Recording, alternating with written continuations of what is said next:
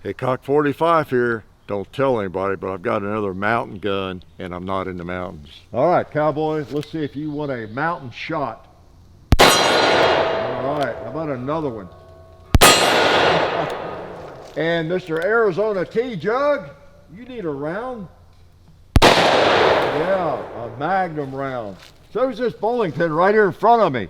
Yeah, so is that red 2-liter. Woo! Do I have another round? Yep, 7 shots. It's a 686 plus, basically, but it is the mountain gun. 686 mountain gun. Smith introduced, what, 6 months ago? I don't know. It's this year, I guess, right? So pretty cool. I have wanted one. I wasn't sure. I thought I wanted the 629 mountain gun, and I kind of changed my mind. I thought I needed a 686 mountain gun because I like 357 Magnum, as you know, and I like mountain guns, and that's what I've got. I bought this a few weeks ago. Many of you have seen it on the Sunday shoot around, and I'm enjoying it more and more the more I fire it and handle it and fondle it. You would think that I've experienced all the revolvers or all the handguns out there that would appeal to me, but I don't know, there's always another one that's pretty cool. Someone comes out with another one that I like. Just can't get away from the addiction, can I? So we're going to shoot it to tell you what I've got here, and some of you already know pretty much about it, probably more than I do, I'd imagine. I want to thank the people right here I'm pointing at, like Silencer Central. They make great little Banish suppressors. Got a bunch of them, don't I? You've seen them. And then Davidson's Gallery of Guns. You get a guaranteed lifetime replacement on things like this. Firearms, right? So check them out. Great folks there at Gallery of Guns. SDI.edu. The Sonoran Desert Institute. Get yourself some learning on gunsmithing, which I'll talk about here in a minute, and drone technology, all sorts of things. And you might want something to stick this in, like an Alabama holster. Okay, they make great little concealment holsters. Kydex, I use them and have used them for a lot of years, so appreciate their support. Yeah, this is the mountain gun, the 686 mountain gun. And if you have interest in these, you probably know a lot about it already. I'll hit the highlights. It is a 686 based on 686, okay? And that's what this is, my 3-inch 686. Although it's been adulterated. Look at that spider, get away from me. It has the key lock, which I don't like at all. That's one of the nice things about this mountain gun. I think somebody determined a long time ago that in the mountains, you just don't need key locks. I guess that's it. I don't know. So that's one big difference right there. And you'll notice also, I'm just going to point out the most obvious ones while I have this out here, but the underlug on the 686, which of course is like the Python, and the 686s, the 586. You got the underlug that goes all the way to the end of the barrel, however long it is, right? Well, that's a big difference with this mountain gun. That's another thing that I think it's not allowed in the mountains. So your underlug does not go to the end of the barrel. It's just not permitted in the mountains, okay? I think 3-inch barrels are not permitted, so you got a 4-inch barrel on the mountain gun. So those are some of the most obvious differences. You might notice too on the cylinder, you got the front of that beveled a little bit. Call it a black powder cylinder or whatever. You don't have that on the standard 686, all right? So there you go.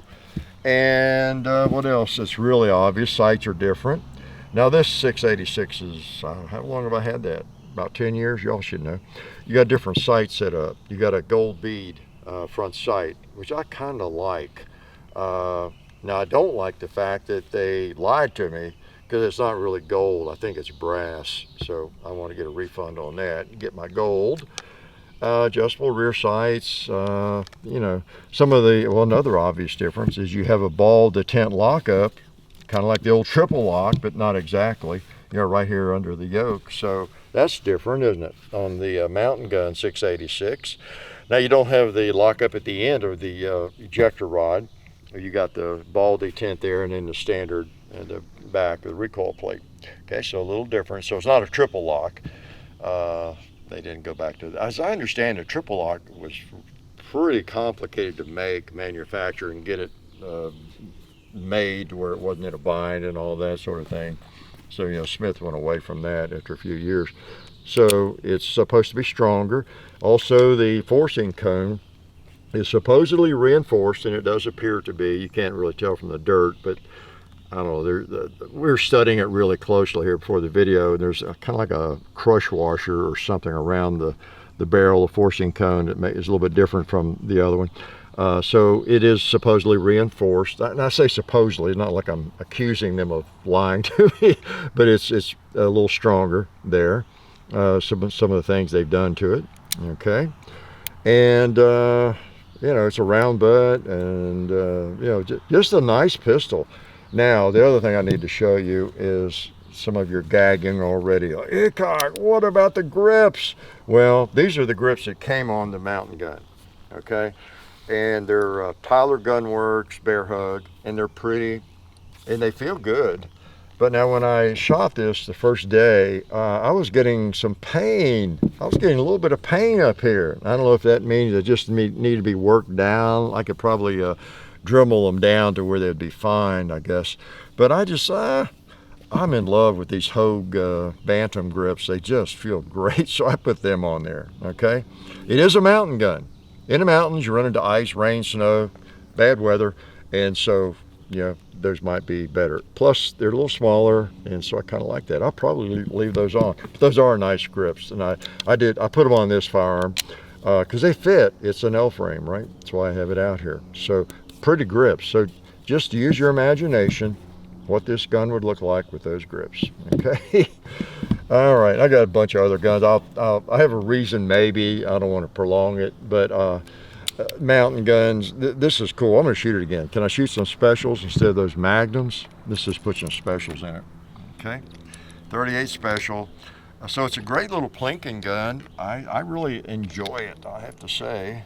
Obviously, I bought it, so I was interested in it, and I would like it. In terms of negatives, for what it is, I don't really have negatives. The grips were a little bit of a negative. I changed those out to my favorite grips. One negative was, and I talked about this in Sunday morning shoot around, it had a problem. I had to be a gunsmith, and I really did. I'll just briefly talk about it, since this is the main video on this gun. When I would shoot Magnums, and these are loaded, but when, you know, all rounds do that, they'll come, well, it depends. Empty case might come back a little bit like that. Get it back. Okay. Well, I gotta be careful. It's loaded. It's downrange. But when it wouldn't go around. It was hanging up. If that case was out a little bit, it was hanging up right there on a little ledge. Okay, like right there. It was just hanging up. Yeah, man, I couldn't tell what was going on with it the first time I shot it with a friend. We were, you know, okay, I thought the recoil shield was hanging up, or the forcing cone, or whatever it was. And it would only do it when we fired Magnum ammo. And that made sense, because when I fired Magnum ammo, that empty case would, you know, under recoil, it would come back a little bit, and then it would not advance. So I finally figured that out when I got home and studied it, and I just needed to stone down a little bit on that little ledge there, and I took care of it. Okay, I've had probably 50 different revolvers in my life or more, and I've never encountered that before. But I was actually glad to see that's what it was, because that was easy to fix, you know, with my vast gunsmithing experience. All right, let's shoot some specials. Boom! Didn't even aim. How about you, Clyde? Let's put one on Clyde. Is he on the mountain? He looks like a mountain creature. Somebody you would encounter in the mountains, right? How about you, Hog?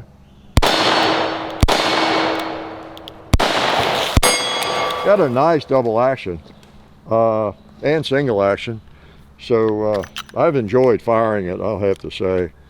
And I'll briefly go into the mountain gun concept here a little bit. This might be the only video you ever see on a mountain gun. You know, you got your contoured barrel, like the old Model 28 or 27. You got a contoured barrel, and it takes some of the weight out of it. That's what you want if you're going to be carrying this in the mountains, right? Or anywhere. The concept is you have plenty of power, but you have a little bit less weight. A firearm that you're going to carry a lot, but shoot just a little, maybe not necessarily shoot it a great deal. And I've got my 45 caliber mountain gun, same thing. You got a contoured barrel, you got a thin, not a lot of steel in that barrel, right? So that's the difference. Have been showing, here's a 44 Magnum. See the difference in the steel in the barrel?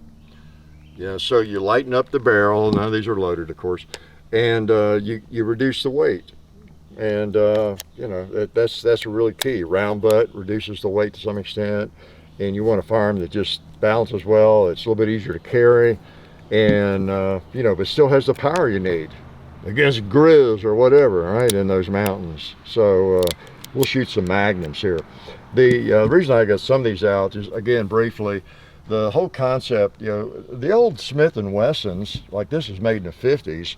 That's almost like a mountain gun. Look at it, it's got the contoured barrel, 44, and everything. So let's see what else I get. You know, the 28, you know, 27 the same way. You got the contoured barrel. You don't have that heavy barrel. And the deal was these old guns. I read that see, Tommy Campbell and Ross Seafried in the 80s, who were major competitors in IPSC, and gun writers, and I think Tommy Campbell worked for Smith & Wesson, maybe, I'm not sure, but they kind of missed these old guns, you know, like this, you know, where it just wasn't so heavy and a little more convenient to carry, right? Yeah, and so, like this 28, even though they're heavy guns, you know, that barrel being contoured helps take some of that weight out. So they came up with the idea of getting away from, where's my Magnum? Yeah. So, you know, this was in the 80s, and of course these Magnums have been out since, what, 55 with the heavier barrels, and that's what we kind of started getting used to. Well, they wanted to get back to something more like this, with a lighter barrel and a little handier, more of that perfect packing pistol, as John Taffin would say. And so they came up with, I think Tommy Campbell actually created a prototype of a, I guess it was a 44, I'm not sure what the first one was, you know, like this, with going back to that contoured barrel and round butt with lighter weight. And that's where those mountain guns from the 80s came from Ross Seafried and Tommy Campbell. And they were very well received. Very well received. They've been made off and on for a lot of years now, and it's great that Smith brought them back. Okay, and in a 686, which is it's a nice one, because the 686 has the L frame, which is a little bit heavier frame, but not quite an N frame, and you put that in a package. It's not too awfully heavy, and you can, but yet you still got the strength of that L frame, so you can shoot some pretty powerful ammo. And I'll do that as we wrap up. I'll put some 357 Magnum in it and shoot it. How's that? Okay. I got to remember it's 7 rounds because it's a plus. So anyway, that's kind of the basics of it. The mountain gun concept. You don't really have to be in the mountains. I'm allowed to. You have to live, I think, in a state where they have mountains, though. That's the qualifier. I live in Tennessee, and there are mountains in Tennessee, so I'm allowed to own it. Now, if you live in, I don't know, what's the state with no mountains? Ohio, maybe? Indiana? You're not allowed to own these. Just know that. All right. Quit lying to everybody.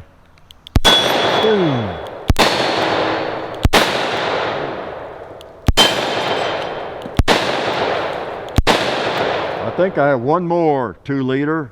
Yeah.